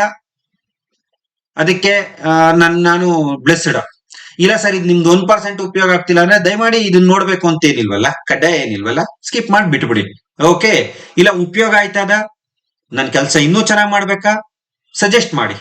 ಮತ್ತು ಇತರರಿಗೂ ರೆಫರ್ ಮಾಡೋದ್ರ ಮೂಲಕವಾಗಿ, ಯೂಟ್ಯೂಬ್ ಅನ್ನ ಶೇರ್ ಮಾಡೋದ್ರ ಮುಖಾಂತರವಾಗಿ ನನ್ನ ಕಾರ್ಯವನ್ನ ಪ್ರೋತ್ಸಾಹಿಸಿ. ಅಷ್ಟೇ ನಾನು ರಿಕ್ವೆಸ್ಟ್ ಮಾಡೋದು. ನೆಕ್ಸ್ಟ್, ಆರ್ಥಿಕ ಜೀವನ. ಕೃಷಿ ಪ್ರಮುಖ ಕಸುಬಾಗಿದ್ದು ಭತ್ತವು ನಾಡಿನ ಪ್ರಮುಖ ಬೆಳೆ. ಯೂಶಲಿ ಎಲ್ಲಾ ಡೈನೆಸ್ಟಿಗೂ ಕಾಮನ್ ಟಿಲ್ ಟುಡೇ. ಭಾರತದ ಬೆನ್ನೆಲುಬೆ ಕೃಷಿ. ಬಟ್ ಇವ್ರು ಭತ್ತ ಹೆಚ್ಚಾಗಿ ಬೆಳೀತಾ ಇದ್ರು. ರಾಗಿ ಜೋಳವನ್ನು ಇದ್ರ ಜೊತೆ ಬಳಸ್ತಾ ಇದ್ರು. ಇದು ಕಾಮನ್ ಸೌತ್ ಇಂಡಿಯನ್ ಫುಡ್ ಇದು, ಹಾಗಾಗಿ ಇಲ್ಲೇನ್ ವಿಶೇಷ ಇಲ್ಲ. ಆದರೆ ಮುಸ್ಲಿಮರು ಹೆಚ್ಚಾಗಿ ಗೋಧಿ ಬಳಸ್ತಾ ಇದ್ರು. ರಾಜಧಾನಿಯಲ್ಲಿದ್ದ ಮುಸ್ಲಿಮರು ಹೆಚ್ಚಾಗಿ ಗೋಧಿ ಬಳಸ್ತಾ ಇದ್ರು. ಸೊ ಇದು ಮೋಸ್ಟ್ಲಿ ಈ ತರದ ಮೇಲೆಲ್ಲ ಏನ್ ಪ್ರಶ್ನೆಗಳಾಗಲ್ಲ, ಇರ್ಲಿ ನೋಡ್ಕೊಳ್ರಿ. ನೋಡಿ, ಈಗ ಹೇಳ್ತೀನಲ್ಲ, ಇದು ವೆರಿ ಇಂಪಾರ್ಟೆಂಟ್. ಈ ಪಾಯಿಂಟ್ ವೆರಿ ಇಂಪಾರ್ಟೆಂಟ್. ಸ್ವಲ್ಪ ಗಮನ ಕೊಟ್ಟು ಕೇಳಿಸ್ಕೊಳ್ರಿ. ವಿಜಯನಗರ ಆಳ್ವಿಕೆಯಲ್ಲಿ ಜಮೀನ್ದಾರರು ಅಂದ್ರೆ ಲ್ಯಾಂಡ್ ಓನರ್ಸ್ ಮತ್ತು ಗೇಣಿದಾರರು ಅಂದ್ರೆ ಕೂಲಿ ಕಾರ್ಮಿಕರು, ಅದರಲ್ಲಿ ಕೆಲಸ ಮಾಡೋರು, ಇವರ ನಡುವೆ ಒಂದು ಪಾಲ್ದಾರಿಕೆ ಇತ್ತು. ಈ ವ್ಯವಸ್ಥೆಯನ್ನ ಏನಂತ ಕರೀತಾರೆ ಅಂತ ತುಂಬಾ ಎಕ್ಸಾಮ್ ಅಲ್ಲಿ ಕೇಳ್ತಾನೆ. ವರಂ. ನೋಡಿ, ಅಡ್ಮಿನಿಸ್ಟ್ರೇಷನ್ ಅಲ್ಲಿ ನಾನು ಮಾತಾಡೋದು ಪ್ರತಿಯೊಂದು ವರ್ಡ್ ಕಾನ್ಸೆಪ್ಟ್ ಮೇಲೆ, ಪ್ರತಿಯೊಂದು ಪದನು ಕೂಡ ಎಕ್ಸಾಮಿಗೆ ಬರುತ್ತೆ. ವರಂ ಅಂದ್ರೆ ಏನು ಅಂತ ನಾನು ಕೇಳ್ಬೋದು, ಅಥವಾ ಗೇಣಿದಾರರು ಮತ್ತು ಜಮೀನ್ದಾರರ ನಡುವಿನ ಪಾಲುದಾರಿಕೆಯನ್ನ ಏನಂತ ಕರೀತಾರೆ ಅಂತ ನಾನು ಕೇಳ್ಬೋದು. ವರಂ ಅಂತಾರೆ. ಈಗ ಉದಾಹರಣೆ, ನಂದು 10 ಎಕರೆ ಜಮೀನಿದೆ, ಯಾರಿಗೋ 1-2 ಎಕರೆ ಜಮೀನ ಕೊಡ್ತೀನಿ ಪಾಲ್ಗೆ, ಅವನು 2 ಮೂಟೆ ರಾಗಿ ಕೊಡ್ತಾನೆ ನನಗೆ. ಇದನ್ನ ವರಂ ಅಂತ ಕರಿತೀವಿ. ಜಮೀನ್ ನಂದು, ಕೂಲಿ ಅವಂದು, ಪ್ರತಿಯಾಗಿ ನನ್ಗೆ ಇಷ್ಟು ಅಂತ ಕೊಡ್ತಾ ಇರ್ತಾನೆ, ಉಳಿದಿದ್ನ ಅವ್ನ್ ಮಡಿಕತಾ ಇರ್ತಾನೆ. ದಿಸ್ ಇಸ್ ಕಾಲ್ಡ್ ವರಂ. ನೆಕ್ಸ್ಟ್, ಗದ್ದೆ ಬೇಸಾಯಕ್ಕೆ ಒದಗಿಸುವ ನೀರಾವರಿಯನ್ನು ನೀರರಾಂಬ. ಈಗ ಗದ್ದೆ ಮಾಡ್ತೀವಲ್ರಿ, ಕಬ್ಬಿನ ಗದ್ದೆ, ತೆಂಗಿನ ಗದ್ದೆ, ಇವೆಲ್ಲ ಭತ್ತದ ಗದ್ದೆ, ಇದಕ್ಕೆ ನೀರಾವರಿ ಸೌಲಭ್ಯ ಕೊಟ್ರೆ ಇದನ್ನ ನೀರರಾಂಬ ಅಂತ ಇದ್ರು. ತೋಟಗಳು, ಈಗ ಅಡಿಕೆ ತೋಟ, ತೆಂಗಿನ ತೋಟ, ಇವಕ್ ನೀರ್ ಕೊಟ್ರೆ ತೋಟರಾಂಬ ಅಂತ ಇದ್ರು. ತೋಟರಾಂಬ, ನೀರರಾಂಬ. ನೆಟ್ ಎಕ್ಸಾಮ್ ಅಲ್ಲಿ ಕೇಳಿದಾರೆ ಹಿಸ್ಟ್ರಿಲಿ ಇದು ನೀರರಾಂಬ ತೋಟರಾಂಬ ಕಾನ್ಸೆಪ್ಟ್ ಬಗ್ಗೆ. ಸೊ ಅರ್ಥ ಆಯ್ತಾ? ಅಲ್ಲಿಂದ ಅಪ್ಡೇಟ್ ಮಾಡಿದ್ದೀನಿ ಇದನ್ನ. ಈ ಕಾಲದಲ್ಲಿ ಅತಿ ಹೆಚ್ಚು ಆಮದು ಮಾಡಿಕೊಳ್ತಾ ಇದ್ದು ಯಾಸ್ ಯೂಶಲಿ ಕುದುರೆ. ನನಗೆ ಆಲೆ ಹೇಳಿದ್ದೀನಿ, ಪಾಠ ಸರಿಯಾಗಿ ಕೇಳಿದ್ರೆ ನಿಮ್ಗೆ ಅರ್ಥ ಆಗಿರುತ್ತೆ. ವೀರ ನರಸಿಂಹ ಇರ್ಬೋದು, ಕೃಷ್ಣದೇವರಾಯ ಇರ್ಬೋದು, ಇವರೆಲ್ಲ ಯಾಕಂದ್ರೆ ಗೋಮುನಿ ಸುಲ್ತಾನ ಕುದುರೆ ಸ್ಟ್ರಾಂಗ್ ಇದ್ದಿದ್ರಿಂದ ಕುದುರೆಗಳು ಹೆಚ್ಚಿಗೆ ಬೇಕಾಗಿತ್ತು. ಯೂಶಲಿ ರೇಷ್ಮೆನ ಚೀನಾದಿಂದ ತರಿಸ್ತಾ ಇದ್ರು. ಇವೆಲ್ಲ ಕೇಳಿದ್ರೆ ಅಲ್ಲೊಂದ್ ಇಲ್ಲೊಂದ್ಸಲ ಎಕ್ಸಾಮ್ ಅಲ್ಲಿ ರೇಷ್ಮೆ ವಿಜಯನಗರ ಸಾಮ್ರಾಜ್ಯಕ್ಕೆ ಎಲ್ಲಿಂದ ಆಮದು ಆಗ್ತಾ ಇತ್ತು ಅಂದ್ರೆ ಚೀನಾ. ಮತ್ತೆ ನಾವೇನ್ ಹೆಚ್ಚು ಎಕ್ಸ್ಪೋರ್ಟ್ ಮಾಡ್ತಿದ್ದು ಅಂದ್ರೆ ಮೆಣಸು. ಮೆಣಸು ನಾವು ರಫ್ತು ಮಾಡ್ತಾ ಇದ್ದಿದ್ದು ಅಂದ್ರೆ ವಿಜಯನಗರ ಸಾಮ್ರಾಜ್ಯ ರಫ್ತು ಮಾಡ್ತಾ ಇದ್ದಿದ್ದು ಮೆಣಸು. ಈ ಕಾಲದಲ್ಲಿ ಆಂಧ್ರದ ಗುತ್ತಿಯಲ್ಲಿ ವಜ್ರದ ಗಣಿಗಳು, ಕೊಯಮತ್ತೂರಿನಲ್ಲಿ ಉತ್ತಮ ದರ್ಜೆಯ ಹತ್ತಿ, ರೇಷ್ಮೆ, ಉಡುಪುಗಳನ್ನ ತಯಾರು ಮಾಡ್ತಾ ಇದ್ರು.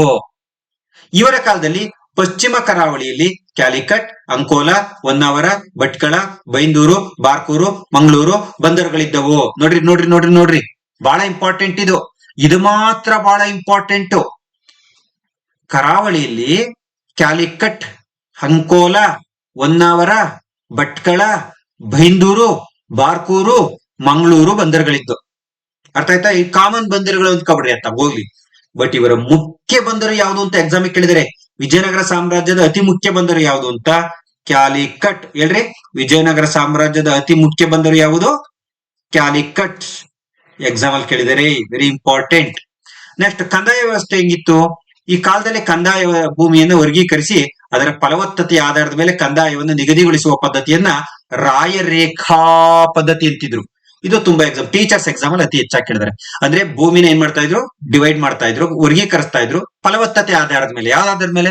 ತುಂಬಾ ಫಲವತ್ತಾಗಿರೋದು ಮತ್ತು ಮಳೆ ಬೀಳ್ತಕ್ಕಂಥದ್ದು, ನೀರಾವರಿ ಸೌಲಭ್ಯ ಇರತಕ್ಕಂಥದ್ದು ಮತ್ತು ಮಳೆ ಅತಿ ಕಡಿಮೆ ಬೀಳ್ತಕ್ಕಂಥದ್ದು.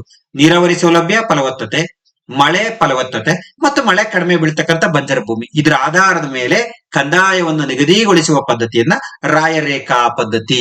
ಅರ್ಥ ಆಯ್ತು ಅನ್ಕೊಂತೀನಿ. ಇವರ ಕಾಲದಲ್ಲಿ ಕಂದಾಯ ನಿಗದಿಗೊಳಿಸುವ ಪದ್ಧತಿ ರಾಯರೇಖಾ ಪದ್ಧತಿ. ಭೂಮಿನ ಅಳತೆ ಮಾಡ್ಬೇಕಲ್ಲ, 1 ಎಕರೆ 2 ಎಕರೆ 3 ಎಕರೆ ಅಂತ. ಈ ಅಳತೆ ಮಾಡಲು ರಾಯ ವಿಭಾಡನ ಕೋಲು, ಗಂಡನ ಕೋಲು ಎಂಬಿತ್ಯಾದಿ ಮಾಪನಗಳ ಉಲ್ಲೇಖವಿತ್ತು. ಭೂಮಿನ ಅಳತೆ ಮಾಡುವ ಸ್ಕೇಲ್ ಇವು. ತೆರಿಗೆಯನ್ನ ನೋಡಿ, ಈ ಪಾಯಿಂಟ್ ಚೆನ್ನಾಗಿ ನೆನ್ಪಿಟ್ಕೊಳ್ರಿ. ತೆರಿಗೆಯನ್ನ ವಸ್ತು ಅಥವಾ ಹಣದ ರೂಪದಲ್ಲಿ, ಧಾನ್ಯ ರೂಪದಲ್ಲಾದ್ರೂ ಕೊಡಬಹುದಾಗಿತ್ತು, ಹಣದ ರೂಪದಲ್ಲಾದ್ರೂ ಕೊಡಬಹುದಾಗಿತ್ತು ಟ್ಯಾಕ್ಸ್ ನ. ನೆಕ್ಸ್ಟ್, ರಾಜ್ಯದ ಪ್ರಮುಖ ಆದಾಯ ಭೂ ಕಂದಾಯ. ಇದು ಕಾಮನ್, ಎಲ್ಲರಿಗೂ ಗೊತ್ತಿರುತ್ತೆ. ಕಂದಾಯವನ್ನ ವಸೂಲಿ, ಮೊನ್ನೆ ಪೊಲೀಸ್ ಎಕ್ಸಾಮ್ ಅಲ್ಲಿ ಕೇಳಿದಾರೆ ನೋಡ್ರಪ್ಪ. ಇದು ಕಂದಾಯವನ್ನ ವಸೂಲಿ ಮಾಡುವ ವಿಭಾಗವನ್ನ ಅಥವಣಿ, ಈ ಕಮರ್ಷಿಯಲ್ ಟ್ಯಾಕ್ಸ್ ಡಿಪಾರ್ಟ್ಮೆಂಟ್ ಇಲ್ವಾ, ಹಂಗೆ ಅಥವಣಿ ವಿಭಾಗ ಅಂತಾರೆ. ಇವರ ಕಾಲದ ಇನ್ನಿತರ ತೆರಿಗೆಗಳು ಯಾವುವು? ಒಂದು ಸ್ಥಳಾದಾಯ ಅಂತಿತ್ತು. ಏನು ಸ್ಥಳಾದಾಯ ಅಂದ್ರೆ? ಒಂದೇ ಸ್ಥಳದಲ್ಲಿ ಮಾರಾಟವಾಗುವ ವಸ್ತುಗಳ ಮೇಲೆ ವಿಧಿಸುವ ಸುಂಕ. ಈಗ ನಾವು ಸಂತೆ ಮಾಡ್ತೀವಲ್ಲ, ಒಂದ್ ರೀತಿ ಒಂದೇ ಸ್ಥಳದಲ್ಲಿ ಇಟ್ಕೊಂಡು ವ್ಯಾಪಾರ ಮಾಡ್ತೀವಲ್ಲ, ಇದಕ್ಕೆ ವಿಧಿಸುವ ಸುಂಕ. ಈಗ ಒಂದೇ ಕಡೆ ಅಂಗಡಿ ಹಾಕೊಂಡಿರ್ತಾರೆ, ಈಗ ಗ್ರಾಮ ಪಂಚಾಯತಿಗಳಲ್ಲಿ ವಸೂಲಿ ಮಾಡ್ತಾರಲ್ಲ, ಆ ತರ ಗ್ರಾಮ ಪಂಚಾಯತಿ ಅಂಗಡಿಗೆ ಟ್ಯಾಕ್ಸ್ ಗಳು ಹಾಕ್ತಾರೆ. ಪಂಚಾಯತಿಲಿ ಕೆಲಸ ಮಾಡೋರಿಗೆ ಗೊತ್ತಿರ್ತದೆ. VAO ಅಂತ ಪರೀಕ್ಷೆಗಳಿಗೆ ಇದು ಇಂಪಾರ್ಟೆಂಟ್. ಮಾರ್ಗಾದಾಯ ಇದೇನಿದು? ಒಂದು ಪ್ರದೇಶದಿಂದ ಮತ್ತೊಂದು ಪ್ರದೇಶಕ್ಕೆ ಸಾಗಾಟ ಮಾಡುವ ವಸ್ತುಗಳ ಮೇಲೆ ವಿಧಿಸುವ ಸುಂಕ. ಈಗ ನಿಮ್ ಮನೆ ಕಟ್ಸಕ್ ಗ್ರಾನೈಟ್ ಏನೋ ತತ್ತೀರಾ, ಜಿಗಣಿಯಿಂದನೋ ಅಥವಾ ಇನ್ನೆಲ್ಲಿಂದನೋ ಗ್ರಾನೈಟ್ ತಗೊಂಡು ನಿಮ್ ಮನೆ ತಕ ತಗೊಂಡೋಗ್ತೀರಾ, ತಾಂಡ್ತಿರಲ್ಲ, ಅದ್ರ ಮೇಲೆ ವಿಧಿಸುವ ಸುಂಕ. ಇದು ಮಾರ್ಗಾದಾಯ. ಅರ್ಥ ಆಯ್ತಾ? ಮಾಳಿಗೆ ಆದಾಯ. ಏನ್ ಮಾಳಿಗೆ ಆದಾಯ ಅಂದ್ರೆ? ಅಂಗಡಿಗಳ ಮೇಲೆ ವಿಧಿಸುವ ತೆರಿಗೆ. ದಳವರಿ ಅಥವಾ ದಳವಳಿ ಸುಂಕ ಏನಿದು? ಸಾಮ್ರಾಜ್ಯದ ಸೈನ್ಯ ನಿರ್ವಹಣೆಗೆ, ಕೋಟೆಗಳ ನಿರ್ವಹಣೆಗೆ ವಿಧಿಸುವ ತೆರಿಗೆ. ಈ ರೀತಿ ಸ್ಥಳಾದಾಯ, ಮಾರ್ಗಾದಾಯ, ಮಾಳಿಗೆ ಆದಾಯ, ದಳವರಿ ಅಥವಾ ದಳವಳಿ ಸುಂಕ. ಇದನ್ನ ಸರಿಯಾದ ಜೋಡಿ, ತಪ್ಪಾದ ಜೋಡಿ, ಈ ತರ ಏನಾರ ಕೇಳೋ ಸಾಧ್ಯತೆಗಳಿರ್ತವೆ. ನೆಕ್ಸ್ಟ್, ಇದರ ಜೊತೆಗೆ ಕಾಮನ್ ಆಗಿ ಉಪ್ಪಿನ ತೆರಿಗೆ, ವೃತ್ತಿ ತೆರಿಗೆ, ವೇಷವಾಟಿಕೆ ತೆರಿಗೆ, ದಂಡರೂಪ ತೆರಿಗೆ, ವಿವಾಹ ತೆರಿಗೆ, ಆಮದು ರಫ್ತು ತೆರಿಗೆ ಇತ್ಯಾದಿಗಳಿಂದ. ಯೂಶಲಿ ವಿವಾಹ ತೆರಿಗೆಯಿಂದ ಕೃಷ್ಣದೇವರಾಯ ರದ್ದು ಮಾಡಿದ್ರು, ಲಾಸ್ಟ್ ಕ್ಲಾಸ್ ಅಲ್ಲಿ ಹೇಳಿದ್ದೆ. ನೆಕ್ಸ್ಟ್, ನಾಣ್ಯಗಳು ನೋಡಿ, ಇದು ವೆರಿ ಇಂಪಾರ್ಟೆಂಟ್, ವೆರಿ ಇಂಪಾರ್ಟೆಂಟ್ ಕಣೋಣ. ಇವರ ಕಾಲದ ಚಿನ್ನದ ನಾಣ್ಯ ಮತ್ತು ಹೆಚ್ಚು ಬೆಲೆ ಬಾಳುವ ನಾಣ್ಯ ವರಾಹ. ಕೇಳಿದ್ದಾರೆ ಎಕ್ಸಾಮ್ ಅಲ್ಲಿ. ಇದ್ರ ಜೊತೆಗೆ ಒಂದು ಗದ್ಯಾಣ, ಪಗೋಡ ಇವೆಲ್ಲ ಚಿನ್ನದ ನಾಣ್ಯಗಳು. ವರಾಹ, ಒಂದು ಗದ್ಯಾಣ, ಪಗೋಡ. 2017 ಗ್ರೂಪ್ ಸಿ ಎಕ್ಸಾಮ್ ಕೇಳಿದರೆ ಇವರ ಕಾಲದ ಬೆಳ್ಳಿ ನಾಣ್ಯ ಯಾವುದು ಅಂತ? ತಾರ ಬೆಳ್ಳಿ ನಾಣ್ಯ. ಇನ್ನ ಯೂಶಲಿ ಪಣ, ದುಡ್ಡು, ಜಿಟಾಲ್, ಕಾಸು ಇವು ತಾಮ್ರದ ನಾಣ್ಯಗಳು. ಅರ್ಥ ಆಯ್ತಾ? ನೀವು ಬೆಳ್ಳಿ ನಾಣ್ಯ ಕೇಳ್ಬೋದು, ಬಂಗಾರದ ನಾಣ್ಯ ಕೇಳ್ಬೋದು, ತಾಮ್ರದ ನಾಣ್ಯ ಕೇಳ್ಬೋದು. ಸೊ ಇಲ್ಲಿ ಬಹಳ ಮುಖ್ಯವಾಗಿರ್ತಕ್ಕಂಥದ್ದು ಏನಪ್ಪಾ ಅಂದ್ರೆ, ನಾಣ್ಯದ ಮೇಲೆ ಲಕ್ಷ್ಮಿ, ವೆಂಕಟೇಶ್ವರ, ಹನುಮಾನ್, ವಿರೂಪಾಕ್ಷ, ನಂದಿ ಚಿತ್ರಗಳಿದ್ದು ಕನ್ನಡ ಮತ್ತು ದೇವನಾಗರಿ ಲಿಪಿಗಳಲ್ಲಿ ಅರಸರ ಹೆಸರನ್ನ ಬರಿತಾ ಇದ್ರು. ಇದೆಲ್ಲ ಕಾಮನ್ ಆಗಿರ್ತಕ್ಕಂಥ ಅಂಶ. ವಿಜಯನಗರದಲ್ಲಿ ಇವ್ರ ಮಿಂಟ್ ಇತ್ತು, ಟಂಕಸಾಲೆ ಇತ್ತು. ಅಂದ್ರೆ ನಾಣ್ಯ ಪ್ರಿಂಟ್ ಮಾಡ್ತಕ್ಕಂಥ ಮಿಂಟ್, ಟಂಕಸಾಲೆ ಇರ್ತಕ್ಕಂಥದ್ನ ನೋಡ್ತಾ ಹೋಗ್ತೀವಿ. ಇವರ ಸಾಮಾಜಿಕ ಜೀವನ ಹೇಗಿತ್ತು ನೋಡಿ, ಇಲ್ಲಿ ವೆರಿ ಇಂಪಾರ್ಟೆಂಟ್, ಇದು ಇಂಪಾರ್ಟೆಂಟ್. UPSC ಎಕ್ಸಾಮ್ ಅಲ್ಲಿ ಕೇಳಿದಾರಪ್ಪ, IAS ಎಕ್ಸಾಮ್ ಕೇಳಿದಾರೆ ಇದು. ವಿಜಯನಗರ ಕಾಲದಲ್ಲಿ ಪೂರ್ವ ಮರ್ಯಾದೆ ಎಂಬುದು, ಪೂರ್ವ ಮರ್ಯಾದೆ ಅಂದ್ರೆ ಯಾರ ಕಾಲದಲ್ಲಿ ಪೂರ್ವ ಮರ್ಯಾದೆಯನ್ನು ಆಚರಿಸ್ತಾ ಇದ್ರು ಅಂತ ಕೇಳಿದ್ರು. ವಿಜಯನಗರದ ಕಾಲದಲ್ಲಿ ಇತ್ತು. ಅಂದ್ರೆ ಹಿರಿಯರು ಪ್ರಾರಂಭಿಸಿದ ಸಂಪ್ರದಾಯವನ್ನ ಪೂರ್ವ ಮರ್ಯಾದೆ ಅಂತ ಕರಿತೀವಿ. ಈಗ ನಾನು ಸಾಮಾಜಿಕ ಜೀವನ ಅಂದ್ರೆ ಆ ಜಾತಿ ಇತ್ತು ಈ ಜಾತಿ ಇತ್ತು ಅಂತ ವಿಪರೀತ ಏನ್ ಬರ್ದಿಲ್ಲ ನಾನು, ಯಾಕಂದ್ರೆ ಅವೆಲ್ಲ ಕಾಮನ್ ನಿಮಗೆ ಗೊತ್ತಿರ್ತಕ್ಕಂಥ ಅಂಶ. ಈ ರೀತಿ ಎಕ್ಸಾಮ್ ಗಳಲ್ಲಿ ಕೇಳಿರ್ತಕ್ಕಂಥದ್ದು ಸ್ವಲ್ಪ ಔಟ್ ಆಫ್ ಸ್ಟೇಟ್ ಅಲ್ಲಿ ಇಲ್ಲಿ ಕೇಳಿರ್ತಕ್ಕಂಥ ಸರ್ಚ್ ಮಾಡಿ ಮೆನ್ಷನ್ ಮಾಡೋ ಪ್ರಯತ್ನ ಮಾಡಿದೀನಿ ಎಕ್ಸಾಮ್ ಅಲ್ಲಿ ಕೇಳ ಅಂತವನ. ಇನ್ನ ಪಂಚಾಚಾರಿಗಳು ಅಂತ ಈ ಕಾಲದಲ್ಲಿ ಇದ್ರು. ಯಾರವರು ಅಂದ್ರೆ ಅಕ್ಕಸಾಲಿಗರು 1, ಬಡಗಿಗಳು 2, ಕಮ್ಮಾರರು 3, ಶಿಲ್ಪಿಗಳು 4, ಕಂಚುಗಾರರು 5. ಇವರೆಲ್ಲ ಕರಕುಸುಲಿಗಾರರು. ಇವ್ರನ್ನ ಪಂಚಾಚಾರಿಗಳು ಅಂತ ಕರಿತಿದ್ರು. ವಿಜಯನಗರದ ಕಾಲದ ಪಂಚಾಚಾರಿಗಳು ಯಾರು ಅಂತ ಕೇಳೋ ಸಾಧ್ಯತೆ ಇರುತ್ತೆ. ಅಕ್ಕಸಾಲಿಗರು, ಬಡಗಿಗಳು, ಕಮ್ಮಾರರು, ಶಿಲ್ಪಿಗಳು, ಕಂಚುಗಾರರು. ಅರ್ಥ ಆಯ್ತಾ? ಕೃಷ್ಣದೇವರನ ಆಸ್ಥಾನದಲ್ಲಿ ರಾಣಿ ಚಿನ್ನಾಂಬ ನೃತ್ಯ ವಿಶಾರದೆ ಎನ್ನಿಸ್ಕೊಂಡಿದ್ಲು. ಯಾರ ಕಾಲದಲ್ಲಿ ಇದ್ಲು? ಕೃಷ್ಣದೇವರಾಯನ ಕಾಲದಲ್ಲಿ. Very very very important. Next ಈ ಕಾಲದಲ್ಲಿ ನೋಡಿ, ಇದನ್ನ ಗ್ರೂಪ್ ಸಿ ಎಕ್ಸಾಮ್ ಅಲ್ಲಿ ಕೇಳಾರೆ, KPSC ಗ್ರೂಪ್ ಸಿ ಎಕ್ಸಾಮ್ ಅಲ್ಲಿ. ಈ ಕಾಲದಲ್ಲಿ ಹೆಣ್ಮಕ್ಳಿಗೆ ಕೆಲಸ ಕೊಟ್ಟಂತ ಇಲಾಖೆಗಳು, ಒಂದು ಲೆಕ್ಕಪತ್ರ ಇಲಾಖೆ, ಇನ್ನೊಂದು ಅರಮನೆಯ ಪಹರೆ ಪಡೆ, ಇನ್ನೊಂದು ಅಂಗರಕ್ಷಕ ದಳ. ಲೆಕ್ಕಪತ್ರ ಅಕೌಂಟ್ಸ್ ಅಲ್ಲಿ ಇದ್ರು, ಅರಮನೆಯಲ್ಲಿ ಪಹರೆ ಪಡೆ ಕಾವಲು ಪಡೆಯಲ್ಲಿ ಹೆಣ್ಮಕ್ಳಿದ್ರು, ಅಂಗರಕ್ಷಕ ದಳ ಬಾಡಿ ಗಾರ್ಡ್ಸ್ ಆಗಿ ಹೆಣ್ಮಕ್ಳು ಇರ್ತಕ್ಕಂಥದ್ನ ಈ ಇಲಾಖೆಗಳಲ್ಲಿ ಕೆಲಸ ಸಿಕ್ಕಿತ್ತು ಹೆಣ್ಮಕ್ಳಿಗೆ. ಈ ಇಲಾಖೆಗಳಲ್ಲಿ ಹೆಣ್ಮಕ್ಳು ಕೆಲಸ ಮಾಡ್ತಾ ಇದ್ರು. KPSC ಗ್ರೂಪ್ ಸಿ ಕೇಳಿದ್ದಾರೆ. ಇನ್ನು ಆಸ್ ಯೂಶುವಲಿ ಯಾವಾಗ್ಲೂ ಕೇಳ್ತಾ ಇರ್ತಾರೆ, PC ಅಂತೂ ಬಹಳ ಸಲ ಕೇಳಿದರೆ. ಇವರ ರಾಷ್ಟ್ರೀಯ ಹಬ್ಬ ದಸರಾ. ದಸರಾ ಅರ್ಥ ಆಯ್ತಾ? ಈ ಕಾಲದ ರಿಪೋರ್ಟ್ ಲೇಡಿ ವರದಿಗಾರತಿ ಹೊನ್ನಮ್ಮ ಹೆಣ್ಮಕ್ಳು ಸಾಧನೆ ಮಾಡಿದವಲ್ವಾ, ಅದಕ್ಕೆ ಎಕ್ಸಾಮ್ ಅಲ್ಲಿ ಕೇಳೋ ಸಾಧ್ಯತೆ ಇರುತ್ತೆ. ಇದ್ರ ಜೊತೆಗೆ ಸತಿ ಪದ್ಧತಿ, ದೇವದಾಸಿ ಪದ್ಧತಿಗಳು ಅಸ್ತಿತ್ವದಲ್ಲಿ ಇದ್ದು ಅನ್ನೋದು ವಿದೇಶಿ ಪ್ರವಾಸಿಗರು ವಿವರಣೆ ನೀಡಿದ್ದಾರೆ ತಮ್ಮ ಕೃತಿಗಳಲ್ಲಿ. Okay, this is the social life. ಮತ್ತೆ ಇವರ ವಾದ್ಯ ಇನ್ಸ್ಟ್ರೂಮೆಂಟ್, ಪ್ರಮುಖ ಇನ್ಸ್ಟ್ರೂಮೆಂಟ್ ಈ ಕಾಲದಲ್ಲಿ ವೀಣೆ. ಈ ಕಾಲದಲ್ಲಿ ಬೆಳೆದು ಬಂದಂತ ಒಂದು ಡ್ಯಾನ್ಸ್ ಫಾರ್ಮ್ ಯಕ್ಷಗಾನ ಈ ಕಾಲದಲ್ಲಿ ಅತಿ ಹೆಚ್ಚು ಪ್ರಸಿದ್ಧಿಗೆ ಬಂದಿದ್ದು. ವೀಣೆ ಇವರ ಕಾಲದ ವಾದ್ಯ. ಇವೆಲ್ಲ PC ಎಕ್ಸಾಮ್ ಅಲ್ಲಿ ತುಂಬಾ ಕೇಳಿದ್ದಾರೆ. ಅರ್ಥ ಆಯ್ತಾ? ನೆಕ್ಸ್ಟ್, ಇವರ ಧಾರ್ಮಿಕ ಸ್ಥಿತಿಗತಿ ಹೇಗಿತ್ತು ನೋಡಿ. ನಾನಾರ್ಥ ರತ್ನಮಾಲಾ ಅಂತ ಕೃತಿಯ ಕರ್ತೃವಾದಂತ ಇರುಗಪ್ಪ 2ನೇ ಹರಿಹರನ ದಂಡನಾಯಕನಾಗಿದ್ದ. ಯಾಕೆಂದ್ರೆ ಈತ ಜೈನ ಬಸದಿಯನ್ನ ಕಟ್ತ ನೋಡಿ. ಯಾಕಂದ್ರೆ 2ನೇ ಹರಿಹರ ಗೊತ್ತು ನಿಮ್ಗೆ, ಶೈವ ಜೈನರನ್ನ ತನ್ನ ದಂಡನಾಯಕರನ್ನಾಗಿ ಮಾಡ್ಕೊಂಡಿದ್ದ. ಇವ ಸರ್ವಧರ್ಮ ಸಹಿಷ್ಣುತೆಗೆ ಇದೊಂದು ಸಾಕ್ಷಿ. ಮತ್ತು ಜೈನ ಬಸದಿಯನ್ನ ಕಟ್ಲಿಕ್ಕೂ ಕೂಡ ಅವಕಾಶವನ್ನ ಮಾಡಿಕೊಟ್ರು. ನಾನು ಸಾಕಷ್ಟು ವಿಚಾರಗಳನ್ನ ಈಗಾಗ್ಲೇ ರಾಜರುಗಳನ್ನ ಹೇಳ್ಬೇಕಾದ್ರೆ ಹೇಳಿದೀನಿ, ಯಾವ ರೀತಿ ನಮ್ಮವರು ಧರ್ಮ ಸಹಿಷ್ಣುಗಳು ಅಂತ. ಎಕ್ಸ್ಟ್ರಾ ಪಾಯಿಂಟ್ಸ್ ಇಲ್ಲಿ ಆಡ್ ಮಾಡ್ತಾ ಇದ್ದೀನಿ ಅಷ್ಟೇ. 1ನೇ ದೇವರಾಯನ ರಾಣಿ ಭೀಮಾದೇವಿ ಶ್ರವಣ ಬೆಳಗೊಳದಲ್ಲಿ ಒಂದರಲ್ಲಿ ಶಾಂತಿನಾಥನ ವಿಗ್ರಹವನ್ನ ಸ್ಥಾಪಿಸ್ತಾಳೆ. ಮೊನ್ನೆ ಐ ಥಿಂಕ್ VAO ಎಕ್ಸಾಮ್ ಅಲ್ಲೋ ಗ್ರೂಪ್ SDA ಎಕ್ಸಾಮ್ ಅಲ್ಲೋ KA ಈ ತರ ಡೆಪ್ತ್ ಶ್ರವಣ ಬೆಳಗೊಳದ ಹೆಸರು ಯಾರ್ಯಾರಿಗೆ ರಿಲೇಟೆಡ್ ಇದೆ ಅಂತ ಈ ತರ ಡೆಪ್ತ್ ಕ್ವಶನ್ಸ್ ಕೇಳ್ತಾರೆ. ಎಕ್ಸಾಮ್ ಆದ್ಮೇಲೆ ಹುಡುಕಬಾರದು. ನೆಕ್ಸ್ಟ್, ಸಂಗಮ ದೊರೆಗಳು ಶೈವ ಮತಾವಲಂಬಿಗಳಾಗಿದ್ರೆ ಸಾಳ್ವ ತುಳುವ ಸಂತತಿಯವರು ವೈಷ್ಣವ ಮತಾವಲಂಬಿ ಆಗಿರ್ತಕ್ಕಂಥದ್ನ ನೋಡ್ತೀವಿ. ಈಗಾಗಲೇ 2018 PU ಲೆಕ್ಚರರ್ ಎಕ್ಸಾಮ್ ಅಲ್ಲಿ ತುಳುವ ಸಂತತಿಯ ದೊರೆಗಳ ಬಗ್ಗೆ ಯಾವ ಧರ್ಮಕ್ಕೆ ಸೇರಿದವರು ಅಂತ ಪ್ರಶ್ನೆಗಳನ್ನ ಕೇಳಿದ್ದಾರೆ. ಇನ್ನ ವಿಜಯನಗರ ಕಾಲದಲ್ಲಿ literature exam point of view most important. ಇದ್ರ ಕ್ಲಾಸಿಕಲ್ ಯುಗ ಅಂತಾನೆ ಕರೀತೀವಿ, ಸುವರ್ಣ ಯುಗ ಸಾಹಿತ್ಯಕ್ಕೆ. ಈಗಾಗಲೇ ಸುಮಾರು ಕೃತಿಗಳನ್ನ ಈ ಹಿಂದೆ ಕ್ಲಾಸ್ ಅಲ್ಲೇ ಡಿಸ್ಕಸ್ ಮಾಡಿದೀನಿ. ಇನ್ನೊಂದ್ಸಲ ನೋಡ್ತಾ ಹೋಗೋಣ. ಯಾಕಂದ್ರೆ ಈ ಕಾಲದಲ್ಲಿ ರಚಿತವಾದಂತ ಸಂಸ್ಕೃತ ಸಾಹಿತ್ಯ ಯಾವುದು, ಈ ಕಾಲದಲ್ಲಿ ರಚಿತವಾದಂತ ಕನ್ನಡ ಸಾಹಿತ್ಯ ಯಾವುದು, ತೆಲುಗು ಸಾಹಿತ್ಯ ಯಾವುದು ಅಂತ ಕೇಳ್ತಾರೆ. ನೋಡಿ, ಸಾಯಣಾಚಾರ್ಯ ಅಂದ್ರೆ ವಿದ್ಯಾರಣ್ಯರ ಸಹೋದರ. ಇವರು ಆಯುರ್ವೇದ ಸುಧಾನಿಧಿ. ಇಲ್ಲಿ ಹೇಳ್ಬೋದಷ್ಟೇ ನಾನು, ನೀವು ಅದನ್ನ ಒಂದ್ ಸ್ವಲ್ಪ ಪ್ರಾಕ್ಟೀಸ್ ಮಾಡ್ಬೇಕು.